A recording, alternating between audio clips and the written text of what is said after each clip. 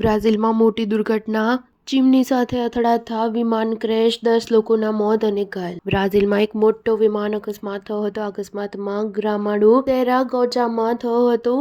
માહિતી અનુસાર એક ઘરની ચીમની સાથે અથડાતા બાદ એક નાનું વિમાન એક બિલ્ડિંગના બીજા માળે અથડાયું અને બાદમાં એક દુકાન પર પડ્યું. આ દુર્ઘટનામાં અત્યાર સુધીમાં 10 લોકોના મોત થયા હોવાના અહેવાલ સામે આવ્યા છે. માહિતી મુજબ દુર્ઘટનામાં ઘાયલ જમીન પરના ઘણા ઇજાગ્રસ્તોને હોસ્પિટલ લઈ જવામાં આવ્યા છે. રિયો ગ્રાન્ડે ડુ સુલ રાજ્યના ગવર્નર એડ્યુઆર્ડો લેટે ટ્વિટર પર લખ્યું કે ગ્રામાડો શહેરમાં વિમાન અકસ્માતમાં કોઈ મુસાફરનો જીવ બચી શક્યો નથી. આ વિમાનમાં 9 મુસાફરોને લઈ જવાની ક્ષમતા હતી.